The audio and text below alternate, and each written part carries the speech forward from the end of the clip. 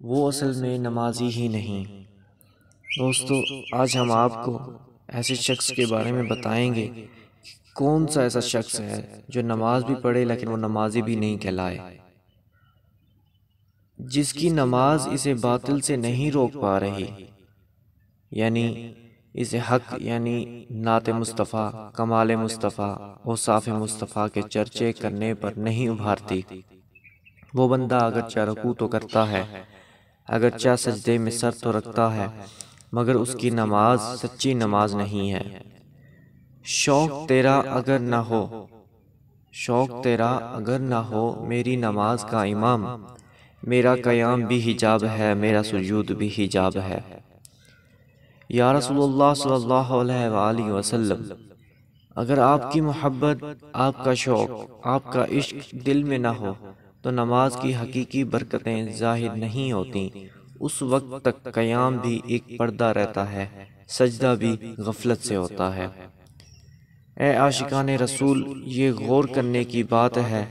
ہم الحمدللہ نماز پڑھتے ہیں۔ ہر ایک اپنے متعلق غور کر لے، کیا نماز پڑھ کے ہمارے دل میں عشق مصطفیٰ بڑھتا ہے؟ کیا نماز پڑھنے سے ہمارے دل میں عظمت مصطفیٰ میں اضافہ ہو رہا ہے؟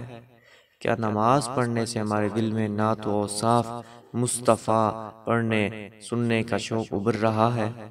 اگر یہ شوق، یہ عشق، یہ محبت نصیب ہو رہی ہے تو ہماری نماز انشاءاللہ دنیا و آخرت میں ہمارے لیے باعث نجات ہوگی۔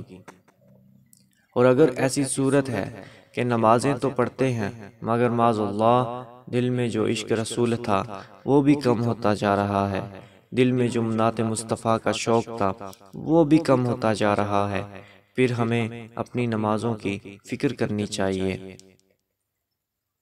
تیرا امام بے حضور، تیرا امام بے حضور، تیری نماز بے سرور، ایسی نماز سے گزر، ایسے امام سے گزر۔ یعنی وہ امام جو نماز تو پڑھتا ہے مگر عاشق رسول نہیں ہے، اللہ اور رسول کی محبت سے سرشار نہیں ہے، ایسی نماز جس میں عشق محبت کا سرور نہیں ہے، ایسی نماز سے آگے گزر، ایسے کے پیچھے نماز پڑھا کرو جو اللہ اور رسول کی محبت سے سرشار ہو، لہٰذا نماز بھی عشق و محبت کے ساتھ پڑھا کرو۔ اللہ پاک ہمیں پکا سچا نماز بھی بنائے، نماز کی برکت سے ہمیں عشق مصطفیٰ کی دولت بھی نصیب فرمائے۔ یہاں ایک اہم وضاحت کر دوں، ایک تو نعت وہ ہے جو ہمارے ہاں نعت خواہ حضرات طرز کے ساتھ پڑھتے ہیں، وہ بھی الحمدللہ نعتیں ہی ہیں۔ البتہ یہاں جس نعت کا ذکر ہو رہا ہے اس سے مراد ہمارے پیارے مصطفیٰ صلی اللہ علیہ وآلہ وسلم کے اوصاف و کمالات بیان کرنا ہے۔ نماز سے مدد مانگو۔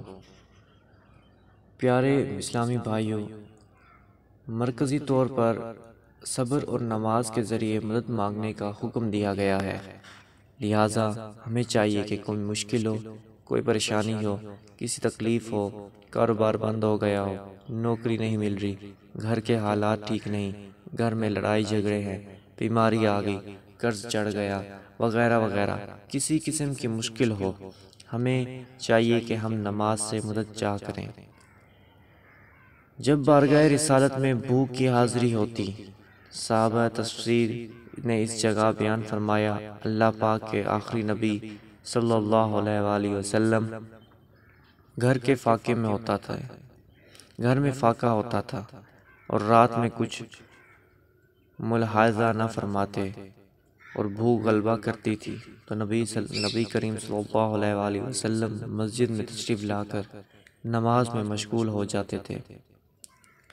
اے عاشقان رسول، جب کوئی مصیبت آ جائے یا بلا نازل ہو جائے یا کوئی نازک معاملہ درپیش ہو جائے تو فوراً نماز کا سہارا لینا چاہیے۔ ہمارے پیارے رسول صلی اللہ علیہ وآلہ وسلم نے فرمایا، نماز، ہمارے پیارے نبی صلی اللہ علیہ وآلہ وسلم اہم معاملہ پیش آنے پر نماز میں مشغول ہو جاتے تھے، کیونکہ نماز تمام اذکار دعاؤں کی جامع ہے، اس کی برکت سے رنج و غم سے راحت ملتی ہے۔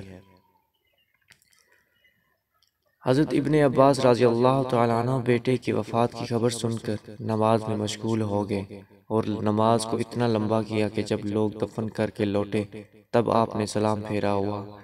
لوگوں نے اس کی وجہ پوچھی تو فرمایا جب اسے بیٹے سے بہت محبت تھی، میں اس کی جدائی کا دکھ برداشت نہیں کر سکتا تھا، لہٰذا نماز میں مشغول ہو کر صدمے سے بے خبر ہو گیا، اور آپ نے یہی آیت پڑھی، صبر اور نماز سے مدد حاصل کرو۔